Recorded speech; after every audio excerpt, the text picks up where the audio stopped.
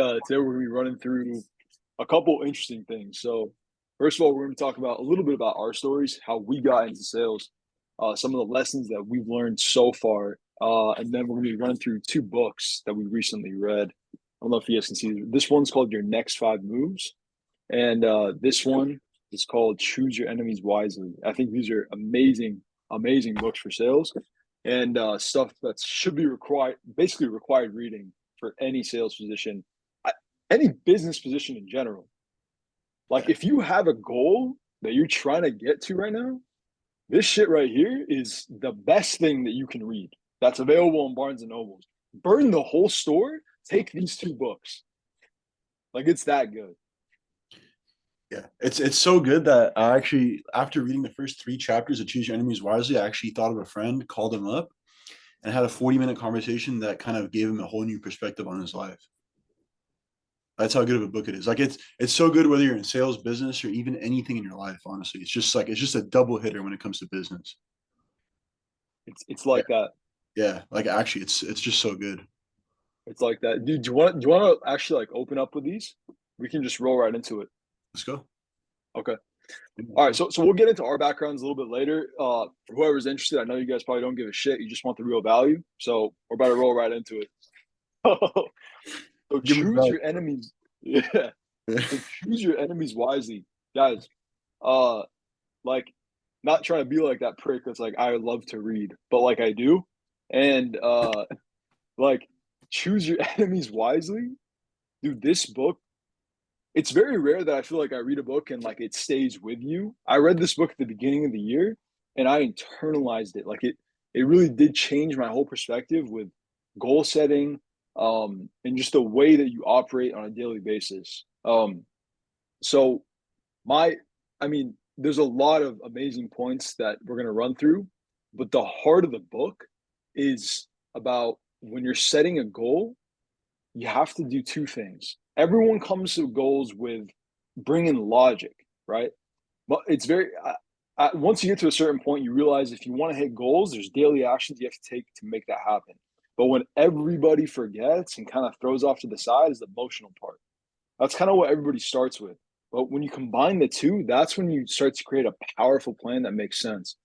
So an example for this that's very, I think, like that's very personal to me was like losing weight, right? I used to weigh 280 pounds, and my plan for losing the weight was what I'm going to go ahead and do is do cardio every single day for 2 hours. I'm going to lift, and then I'm going to be in a calorie deficit. Those three things, that's the logical part. That's Larry, right? But Larry doesn't work without Ernie. So Ernie's the emotional part. And Larry and Ernie both need to be included in every single plan. So when I'm referring to Ernie, what I'm talking about is the emotional driver that's going to actually help you get this thing done. So for me, the emotional part, what I needed to do was find something that moves me in a way that would allow me to do that 2 hours every day. And for me, that was a couple different things. It was an ex, it was some family, it was some words that were said to me in the past. All that stuff, it did enough emotional damage that I was able to take action on everything. And as powerful as your plan might be, as methodical as you might have made every single part of this 35-step plan, it doesn't matter if you don't have the emotions necessary to get you there. You need to have an enemy that motivates you, an enemy that can create hate, that can create fuel for you to keep driving forward on this stuff. And that's what this book really does really well. It teaches you how to create that enemy, how to find it, and how to use it to your advantage. Yeah, no, that's profound. Because the thing is, like, because what you're talking about with the logical stuff, right? That stuff gets really boring after a period of time. And like something I thought that was crazy, which makes sense because you don't think of it like certain things that you did with your successes with the gym and stuff. Like you didn't even realize you were doing that enemy stuff, but it made all the like boring logical steps that you have to do to get to that goal actually fun and exciting.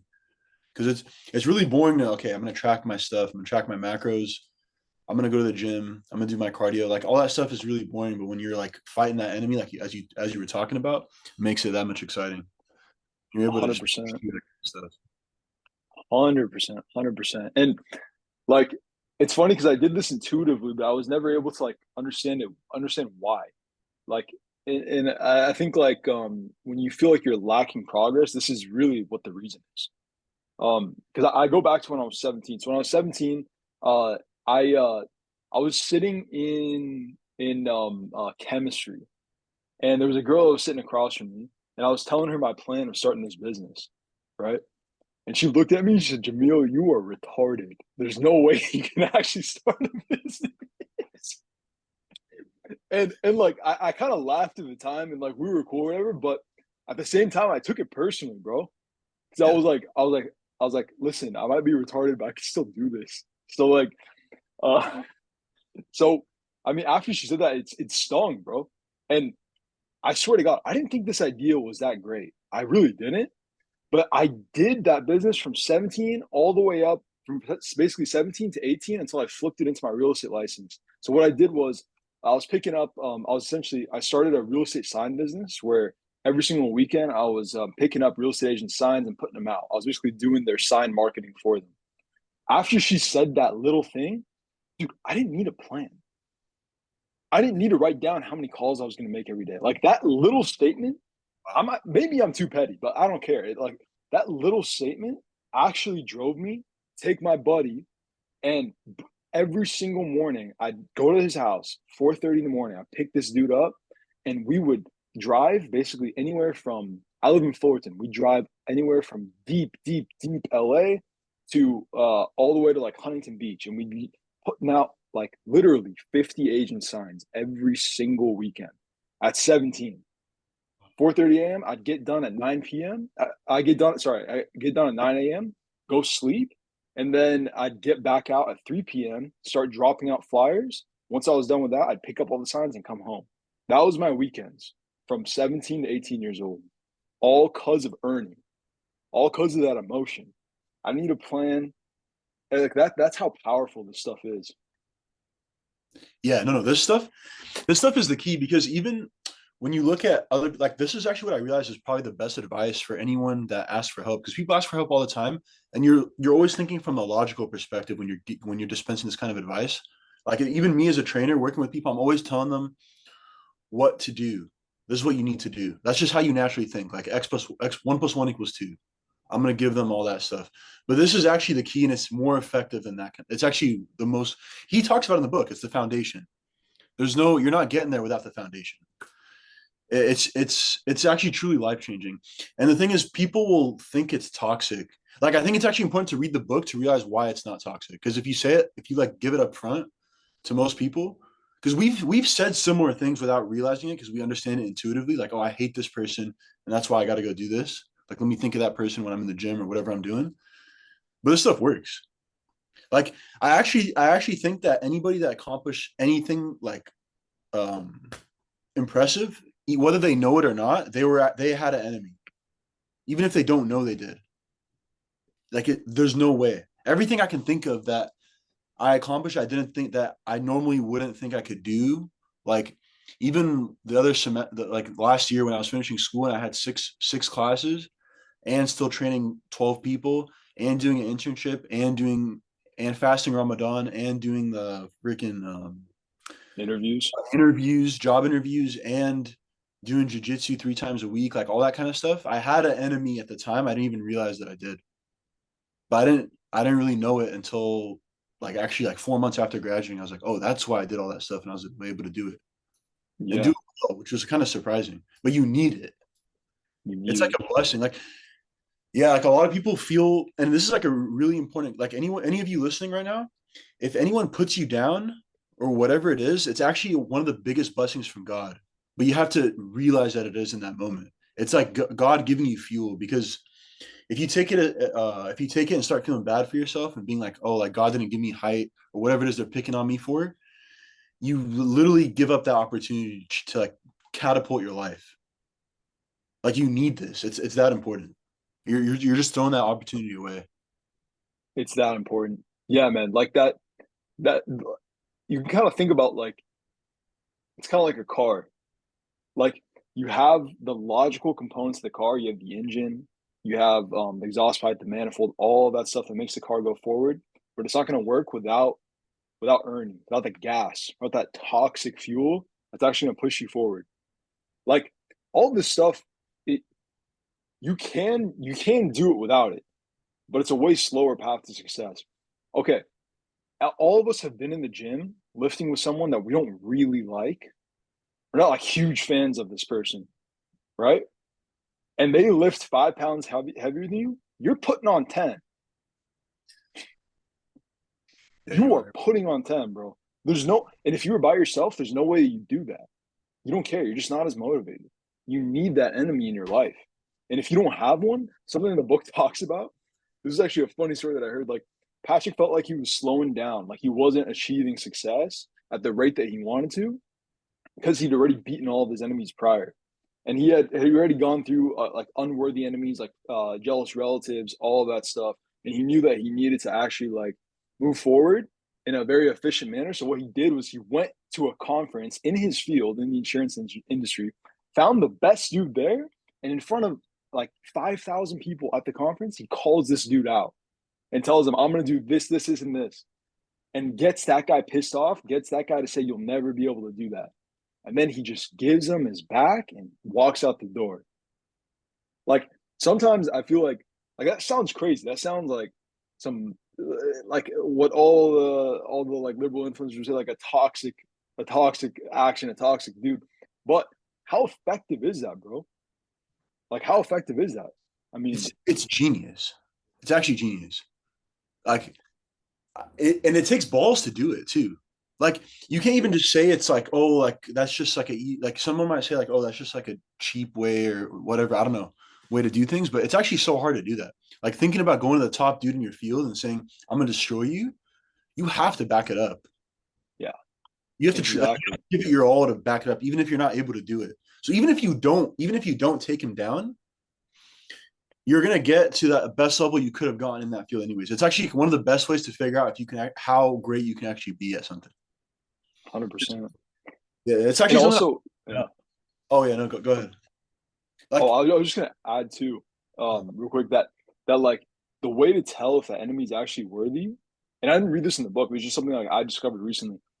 If you're thinking about that enemy before you go to bed, and by the way, this could be a thing, could be a person, whatever it is, but if you're thinking about that before you go to bed and it's keeping you up even 1 minute, that's a worthy enemy. Anything else is not. That's the best way to understand like if you have a worthy opponent or not. yeah, no, that's I could see that. Yeah, that's something I had to learn too. I have a lot of unworthy enemies. Like even currently or in the past, I have, and Yeah, that's me actually too. been the root of my. I would say like some of my issues in terms of being stagnant with certain things. I don't have the right enemy. It's like, and you need a different enemy for different sectors of your life. I would say too. And I guess 100%. something interesting that he talks about in the book too is like because as you level up in certain areas, you have to also adjust your enemies. Oh, Yeah, bigger goals equals bigger enemies. you have to adjust the enemies. But then because you build more enemies on the way up, but a lot of them become unworthy, I would say. Or they become unworthy. And then it becomes harder to find better enemies or like better the right enemy for you. Yeah, Yeah. Yeah. 100%. 100%. Yeah, so besides that, I think that kind of covers that book really well. That's the heart of the idea, but I highly recommend you guys go ahead and check it out. It's an unreal book, like truly, truly unreal. Like I can't recommend it enough. But to move on, now we have your next 5 moves. So this book right here, this was Bet David's first book. I believe it was his first book. It's the first one that I read from him. Yeah. And that's yeah, and that's another amazing book. I mean, uh, to kind of summarize it in a couple sentences, I mean, the whole book talks about how chess masters they're thinking. I think it was 18 moves ahead. Is that the number? I thought it was 15, but it's the point is it's like above a dozen. Okay, yeah. Above a dozen moves ahead, and the thing is, most of us we're thinking 1 or 2 moves ahead. Meaning, okay, I walk into work tomorrow morning. Moose pisses me off. My one move is I'm gonna piss him off back. I'm thinking 1 move ahead.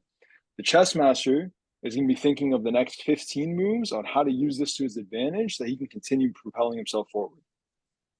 So Mhm. that's basically the heart of this book. And again, just an unreal principle to like really, really level yourself up no matter where you're at and no matter what your goal is. Yeah, no, exactly. Like something um like I was, and the thing is also you take it one step at a time too. Like you it's hard to think 15 steps ahead or whatever the number is. And he breaks down to five. I think even five can be tough, but the whole point is to get yourself going to start thinking a couple steps ahead, even if it's just two, then the 3 to 4 to 5. Because most people live their life off of reaction. Like a lot of people, like almost everyone I know actually. They're not planning. They're like, okay, I'm gonna do this by this month and that by that month. And if that happens, I'm gonna do this and flip that and boom. Everybody's just like, oh, this happened. Like now I'm gonna go do this. And like that's actually what I see with a lot of people. So this would be very beneficial for anyone looking to kind of map out their goals, whatever it is. Because then this is because the five moves could be like macro, where it's like your whole life, right? Like we're thinking about moving to Miami. That's a move, right? Um, but the other thing could be like in your own business or in your personal life, even in a marriage, whatever it is. You got to be thinking steps ahead because everything's a Right, war. right, Yeah, 100%. Yeah, yeah. I mean, like to quote the book exactly, what he said was, short-sighted people are only driven by emotions, fear, and ego, which I thought was really profound because I mean, again, it's that if you're only thinking with your emotions and fear and ego, you're thinking, how do I keep this job? You're thinking, how do I make sure that people know that I have money? You're thinking all of this stuff that's one move ahead. I'm not going to save the money. I'm going to buy a roller. I'm not gonna say this because I don't want. Okay, let's say you find a big flaw in your company that could make the business a lot more money. I'm not gonna say it because I'm scared of my boss getting mad at me, and I'm scared of the company letting me go. All of these little moves are driven by emotions, fear, and ego. When the guy that knows his next five moves isn't afraid to make these changes, they're not afraid. They're not afraid to think about where they're going and what the steps they need to do to take it. Because if you have five more moves ahead of you, then you know exactly what you have to do on a daily basis to get you there. If you're just letting the wind take you where you want to go, you're never going to get anywhere in life. And if you do, it's going to be purely by luck. And I don't know about you guys, but that's nothing that I want to subject myself to. I mean, I might be a little bit of a control freak, but I like having an idea of where I'm headed. yeah. No, you need the idea because also you need the idea because that's what grounds you. Because along the path, you can have a plan, but I doubt it would ever actually go to plan. Even if I had five, whatever it is, if I actually had five moves laid out, I give it an almost 0% chance it actually goes out the way I planned it. So having that plan in the back of your mind, knowing where you want to go and all the steps and all the counters you're gonna have to make in case of being prepared for it allows you to be prepared for like the emotional baggage that's gonna come for when things don't go your way. And things don't go your way a lot of the times. There's too many variables, right? So that's actually really that's something I took away from the book as well. Yeah, 100%. And then also, like, it's going to help you get away from dead ends. If you're thinking five moves ahead, you're not going to be working at Starbucks the rest of your life. You're That's going to know, impossible. all right, yeah, you're going to be thinking, all right, listen, I know I have to work here until I save up this much money. Then I'm going to buy a car. Then I'm going to start driving Uber. Then I'm going to buy two cars. I'm going to start doing tour, whatever it is, whatever your plan is. You're going to be thinking, how do I get out of this current situation? How do I keep leveling up? Yeah, that's actually crazy. So if you're an employer, you're probably looking for the ideal employee is someone who's actually not thinking like that. In a way. But at the Kind same of, time, kind you of. yeah, because you at the same time you can put this toward. It doesn't have to be entrepreneurial. You can be Yeah, putting this toward, um, like personal development, becoming the best entrepreneur possible, all of yeah, that stuff. All right, like let's take this for example. So like let's say you wanted to work for a sales organization, B2B company in tech, kind of like what we do. All right, I'm the salesman right now. First of all, my first move is getting to 300K per year. That's the first move. I want to make 300K through my personal income every single year. All right, I achieved that goal. What's next? It's like that Drake song, right? What's next? What's next? All right, so from there, then we got becoming the sales manager. All right, became the sales manager. What's next? Now I want to get five of my employees making 300K a year. All right, we get that knowledge. All right, now we're gonna go to VP. What's next? Now I'm gonna go to the sales VP. Now I'm gonna go to actual VP, whatever it is. Yeah, Yeah, no, that makes sense. yeah, Yeah, it's yeah, no, that's crazy.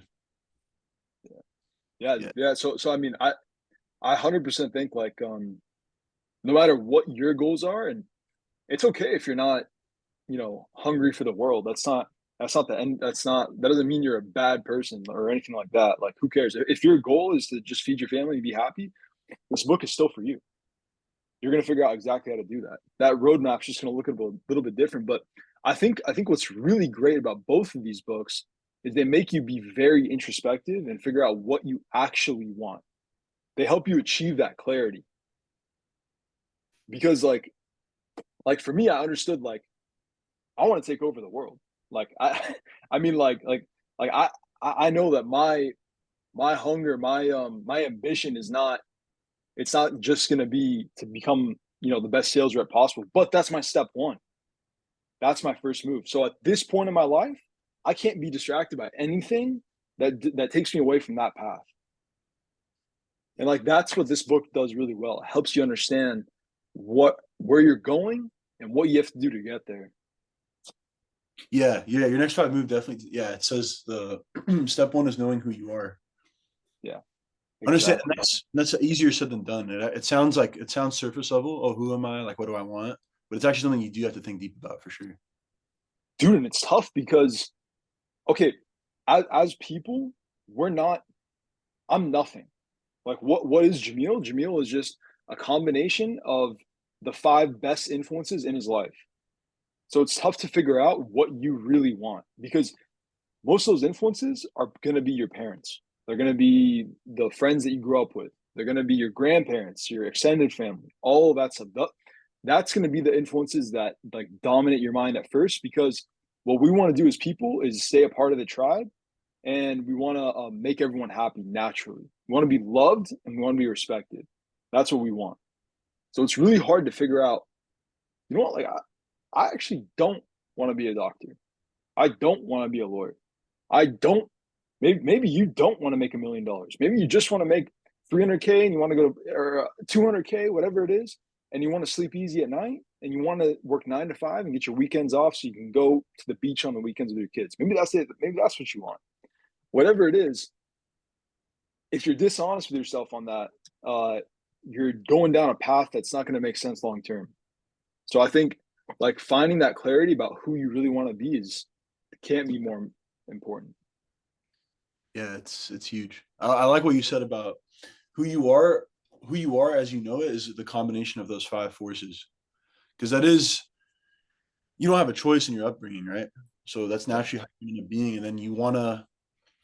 I guess different people you come across in life will kind of give you. They'll open you up to new ideas, and then that's up to you to figure it out. And I guess there's a huge journey, but there's a huge journey with it.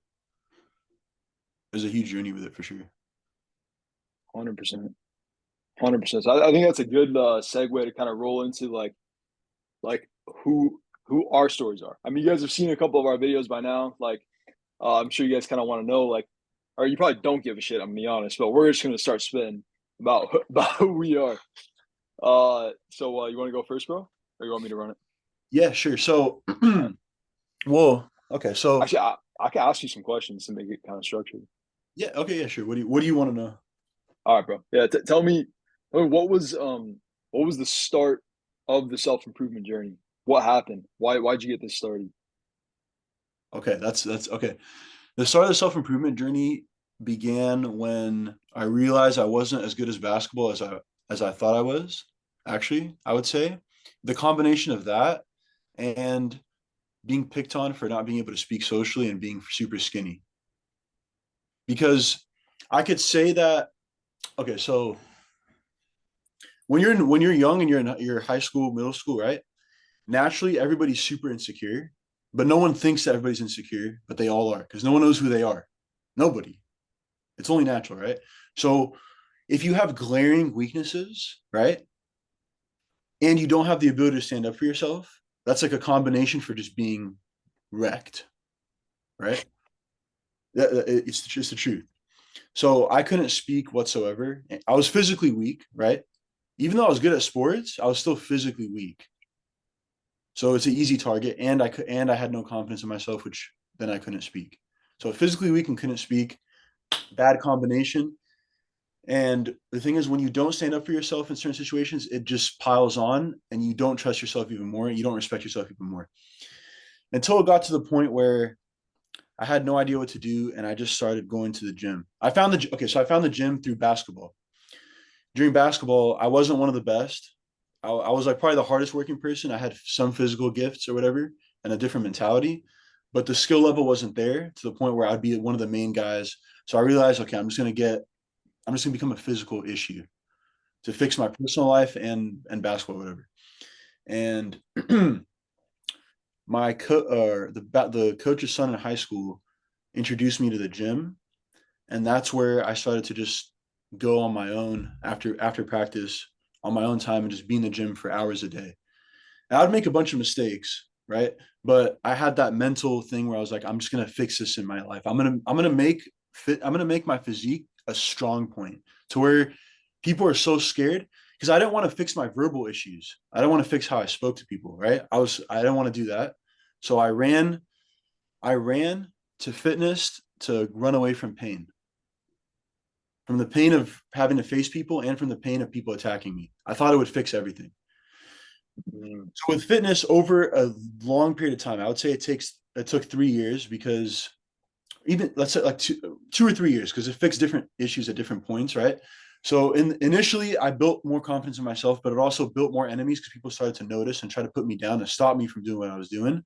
But I knew deep down that I had no results in my life at the time, and this was the only thing giving me any kind of tangible results. So I couldn't leave it. I was addicted. I was like, everybody's telling me this is wrong, but this is the only thing that I've seen in my life that's working. So I can't leave. I can't step away from it, even if they're right. So I kept going, and then when I built my physique and saw that everybody treated me differently, everybody, because then I became one of the biggest dudes around. It gave me like a certain kind of status, like, and then all of a sudden, like any room, like whether I'm walking into gatherings, everyone's interested in who I am now. Everybody all of a sudden became interested, and it gave me like a lot of learning lessons. Like one is that you can actually change your entire life, and it's all on you, and it's going to take a bunch of time, and you're going to go through a lot of internal battles, but changing one thing at a time over a long period of time, you'll change your whole life. And then the other thing too is people are only interested in you if you offer some kind of value. Like Yeah. those were the two things. I like it puts it in your face. Like you can't deny it. It's I made all these changes in my life to fix my fitness. And then a byproduct of that is now my surrounding environment changed. People want to know who I am. So I became addicted to the idea of, okay, I was like, okay, I fixed this. I made it into like a career path while I was in college, training people, right? But then I was also like, okay, what else is there to fix? Because it's all on me, right? So if I have the proof right here that I can change my life in this area, then I can do it everywhere else. And that's kind of how that got started. It's actually Makes pretty sense. interesting. Yeah. Yeah. Yeah. Yeah. No, 100%. And you got rewarded so well with it that there's no way that you'd ever go back. No, you can't go back. Yeah. You can't go back. Yeah. Yeah. So when you get to a certain level with whatever it is, and your entire like life changes, it becomes a new standard for yourself.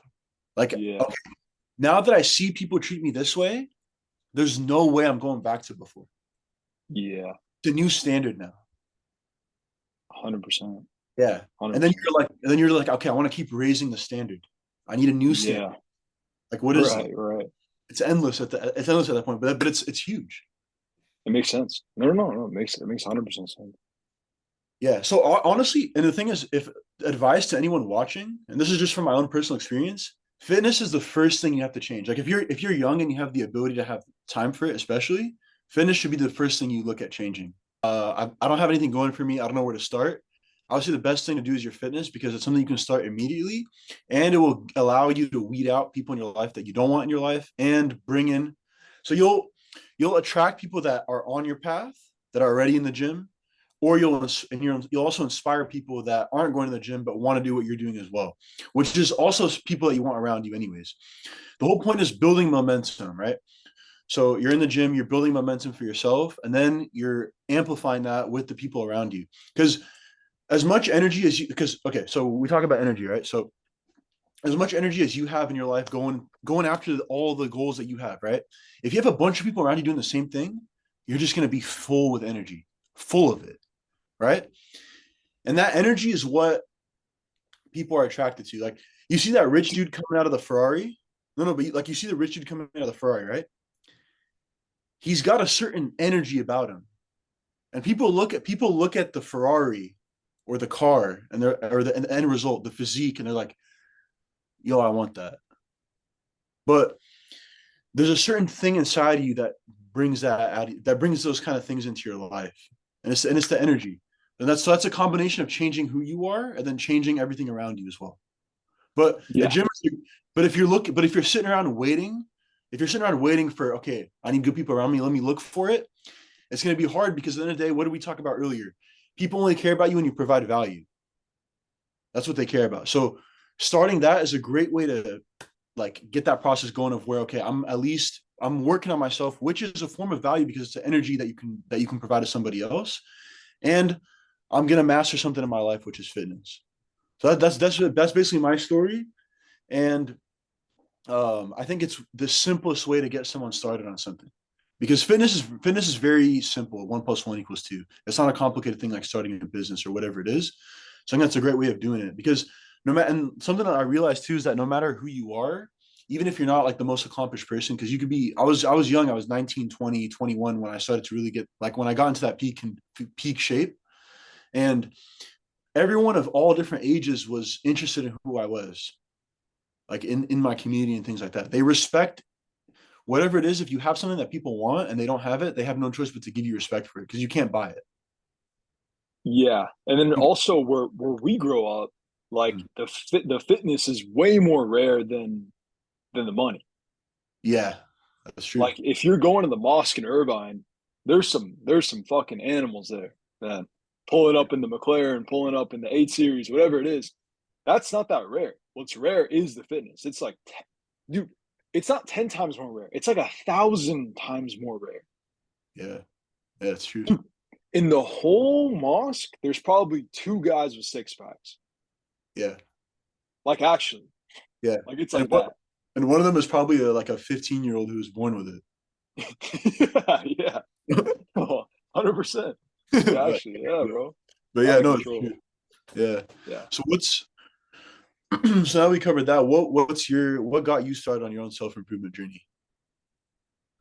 Okay, so mine's a little bit weird. So, okay, to give you guys some background, I come from a family of people in sales. My mom and my dad. My mom was in real estate. My dad started a kitchen remodeling business with his brothers. So he's very familiar with sales, led the sales part of the organization. So this was just something like, okay, most Arab parents, most immigrant parents, they want their kids to be doctors, lawyers. For me, it was sales. So like that's what they wanted for me, but it's also what I wanted. I mean, what I wanted was a vehicle to prove people wrong in, and sales provided that for me. It's not about what you do; the it's about like what you can use to improve and what and something that you can like give all of your attention and effort to. And for me, that worked perfectly with sales. So that's kind of like a little bit about my backstory. You know, ever since I was a kid, I've been doing little things to try to get rich, right? Little things to try to like make money, and all of them have always been sales related. 5 years old, I was sitting there knocking on our neighbors' doors, selling sunglasses, and like ever ever since that, dude, I remember exactly. I had a tin. I literally had a tin like briefcase that would rattle with all the sunglasses, and I'd walk door to door trying to sell these things. And I remember pulling it out one day, looking at this guy and being like, "Hey, can you buy these?" And like it was like that was my pitch. It was fucking dog shit, but I was 5, so so it worked. Yeah. And the guy was like, "Yeah, sure, man, I'll take those." I sold him like a pair of like aviator looking glasses, and from that moment on, I was hooked, dude. Like I was hooked. So I got bit by like a demon. that was like, you need to sell shit the rest of your life. And I swear to God, ever since then, I've been doing just that. When I turned 17, I started the business that I talked about earlier, doing I was basically making cold calls to real estate agents, trying to allow them to let me get in there and put their signs out every morning. And then when I turned 18, I qualified to get my real estate license.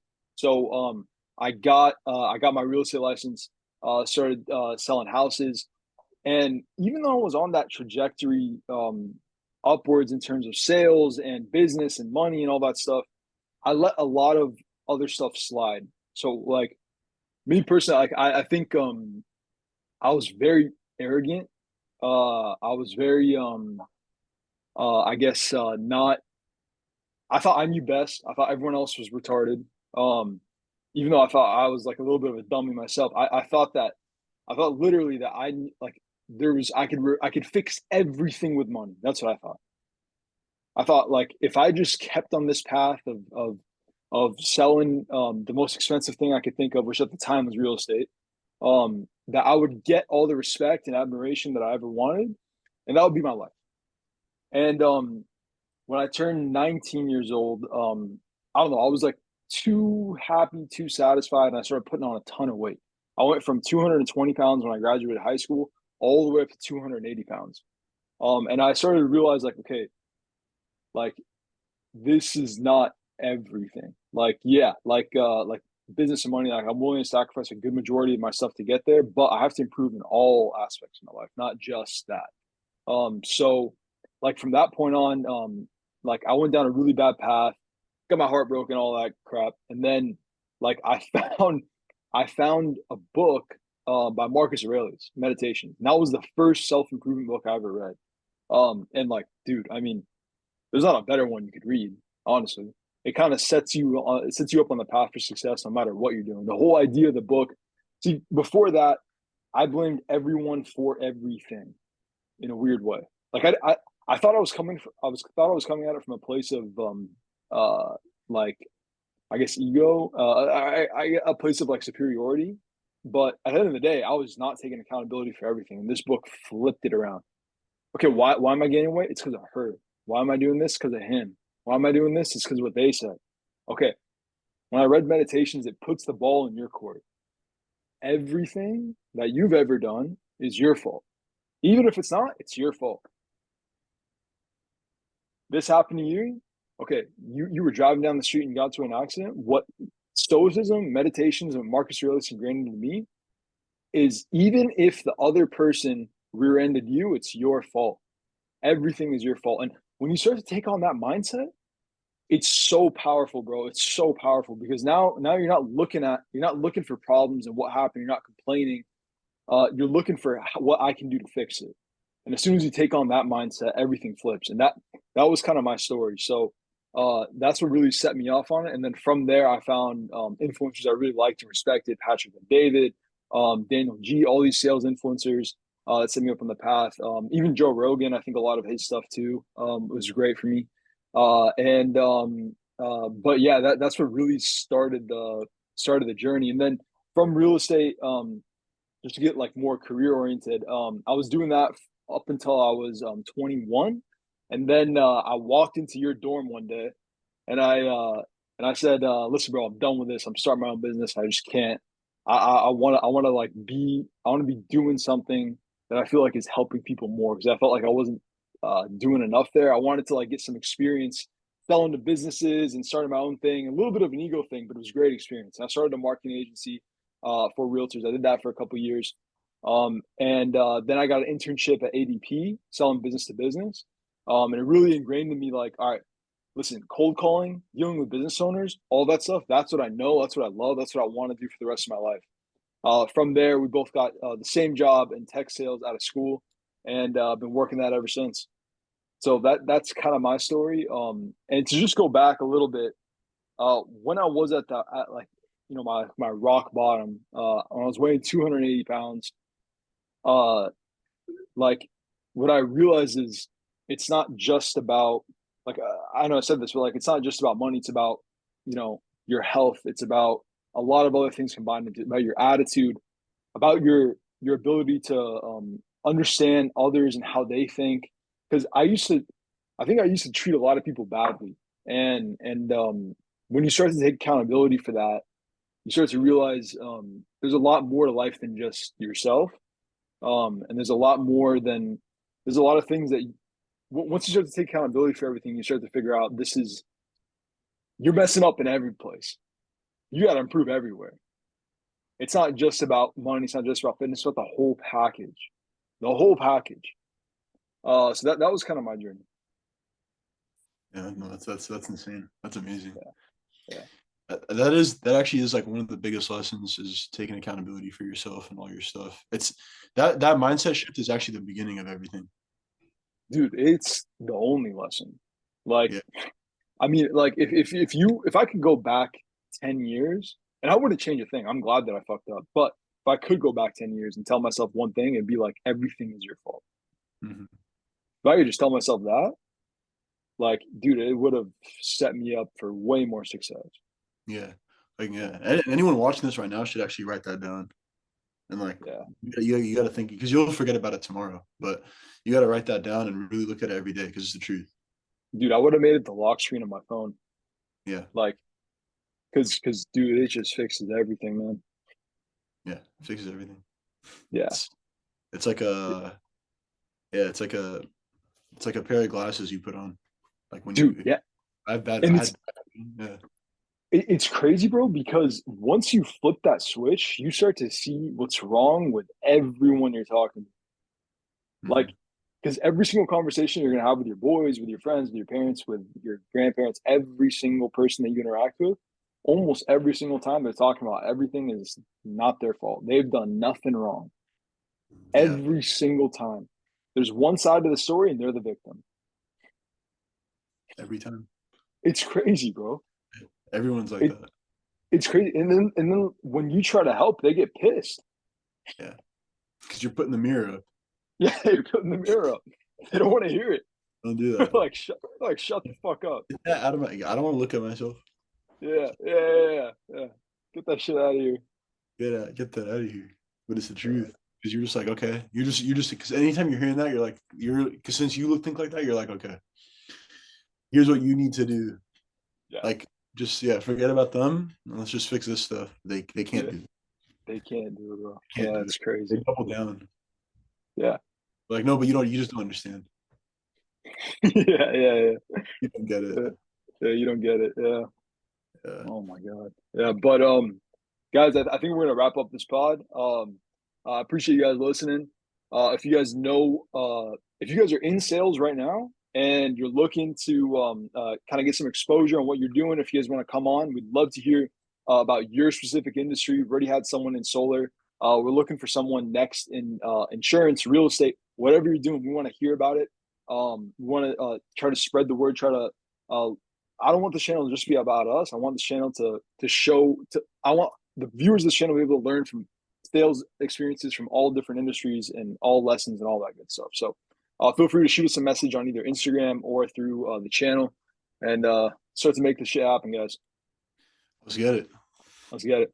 All right, guys. I will All see you right. in the next one. Peace.